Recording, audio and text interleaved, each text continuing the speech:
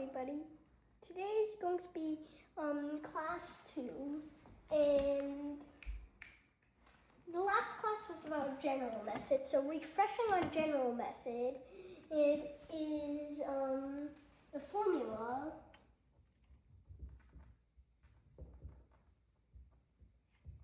if you want examples, you can go back to the last class.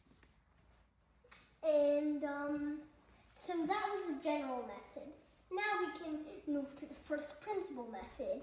So let's start with the function, the linear function y equals x. A little refresh on linear functions, it means a straight function.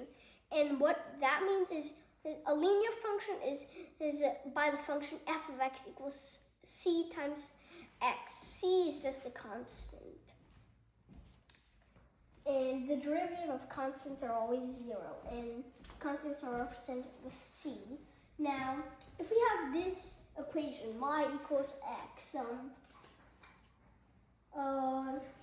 what the instructions are in first principle method is to add change in y to y and change in x to x. So now we have y plus delta y. Nope.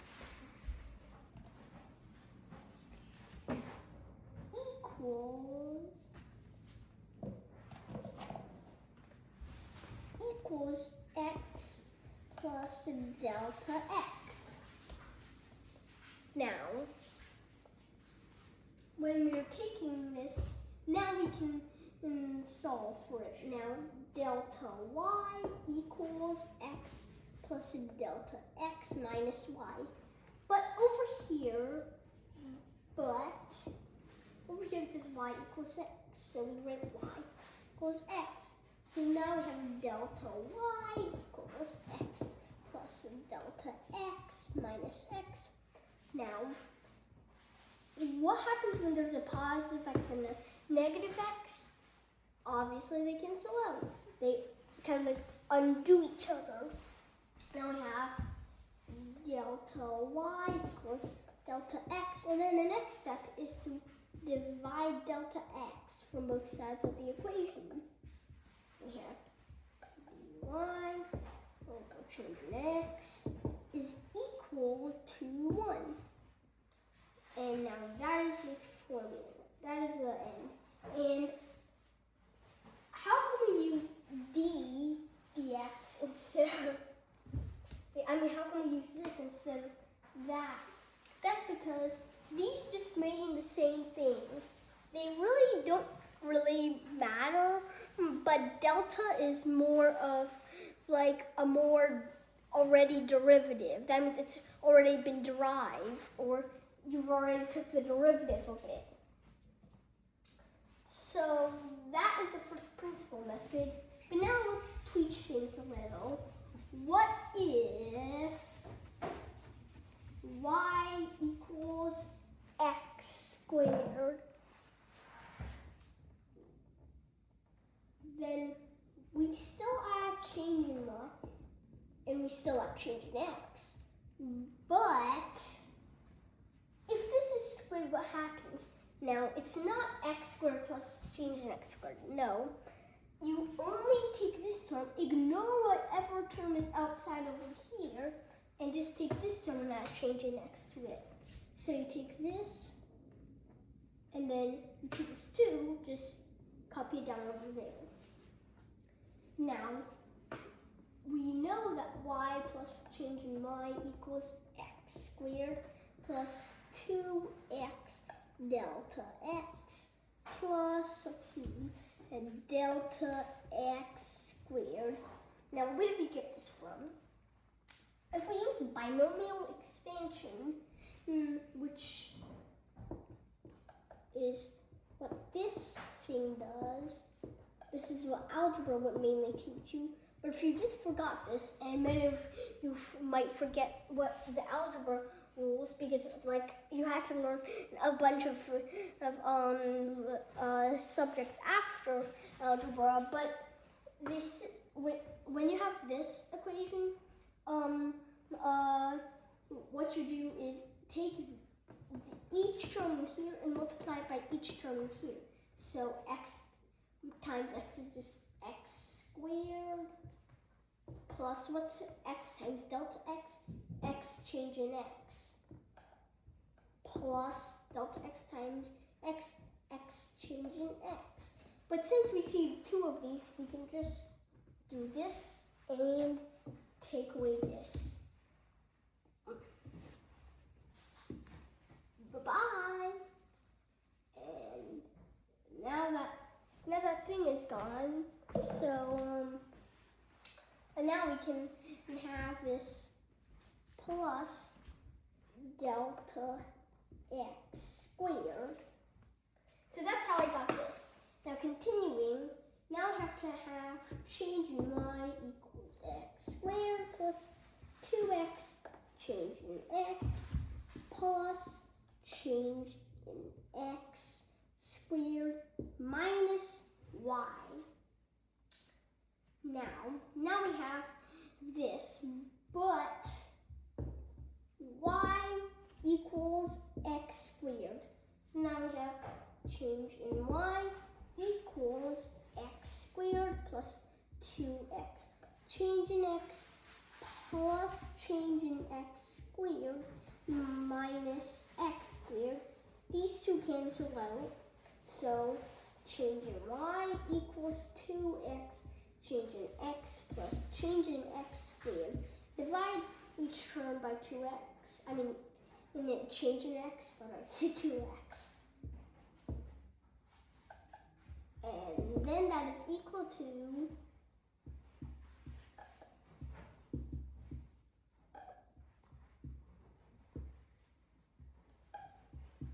and then we have these cancel out, and this 2 cancels out with this.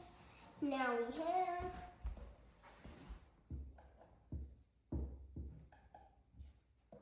is equal to 2x plus change in x. But if we take the general method, then we just get simply 2x as our answer. But in first principle, we got 2x plus change in x. So what is wrong here? We just take limits. And we take the limit as delta x approaches 0 of 2x plus delta x, which equals 2x. So we get the same answers here. Now we'll do one last example with a more complicated function. Like, for example, let's say 4x raised to the, maybe this should be, I guess 2 plus 4x raised to the 3, I guess. Now, maybe you could minus, let's see, this is a little weird here. Okay, so let me think. That's probably gonna be a little weird. Let's do 4x plus 3x squared. How does that work? Now, we still do the same things, but then we have to do a little more complex stuff, which I hope we can do. Now, y plus delta y equals 4x plus 4 delta x plus 3 into x plus change in x squared. Now we have to do a little bit more stuff here, which will be a lot of stuff actually. X squared plus 2x, delta x plus delta x squared. There.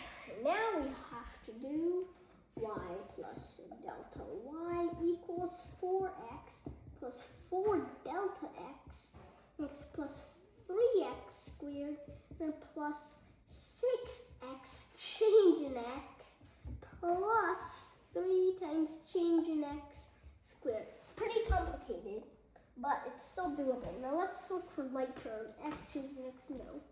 On 3x. No.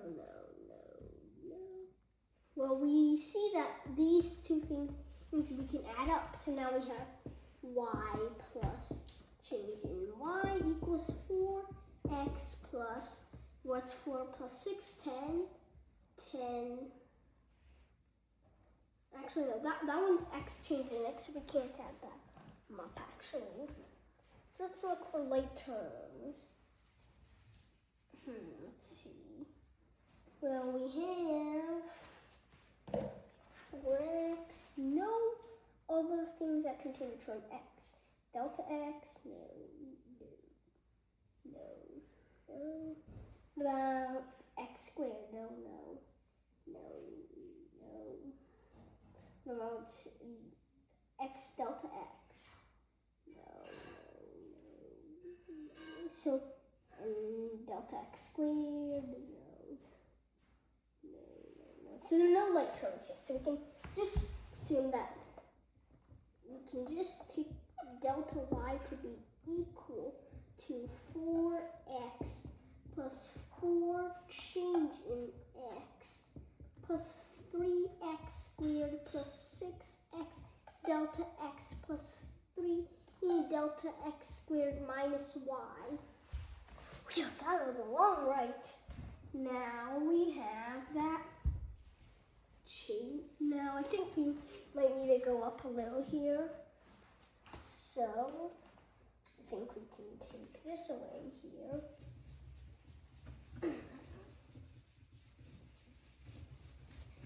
Now then the y equals x squared is the most important part. Well, not the most important part, that's not true anymore, but y equals 4x plus 3x squared, y equals 3x plus 4x. Now we can have that, but y equals, what's it here? 3x squared plus 4x. So now we have delta y is being equal to 4x plus, for delta x, plus is 3x squared plus 6x delta x and plus 3 delta x squared minus 3x squared plus 4x. Mind you, this is in parentheses, so we have to distribute the parentheses sign. So then this becomes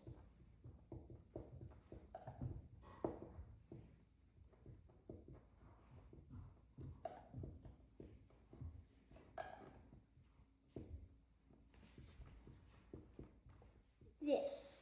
Now I see these two cancel out. I see you have let's see, I have 3x squared. These cancel out, and now we have the term delta y equals 4 delta x plus 6x delta x plus 3 delta x squared. That, and double check for delta x, for 6x delta x, x and 3x delta x squared. Yes. So now we can divide this by delta x, and what do we have? That delta y equals this. These two cancel out, leaving us with 4 plus this and this cancel out, which leaves us with 6x plus, this 2 cancels out with this, plus 3 delta x. Now, since we still have this delta x in our term, we'll take that delta y equals the limit as delta x approaches 0 of 4 plus 6x, bear with me, plus 3, 0. Now this is the hardest question. What is 3 times 0? 0. Actually, it's not the hardest question, but it's kind of like now we don't need the limit sign. We already did the limit though. Yeah, we'll take limits, and because we're taking the limit as delta x goes to 0. So now we have this, and now we can take 4 plus 6x plus 0. What adding 0 does? Nothing. Kind of like multiplying by 1. So n plus 0 equals n multiplied by 1. That is equal to 4 plus 6x. And y equals 4x plus 3x squared. If we use the general method, maybe you get 4 plus 6x too. And a little side to tell you is that the derivative with respect to x of a constant times x is equal to just that constant. That's called the constant rule. And obviously the derivative with respect to x of a constant equals 0. Yeah. So I'll see you in the next class, class 3. Bye. Okay, how do I close this?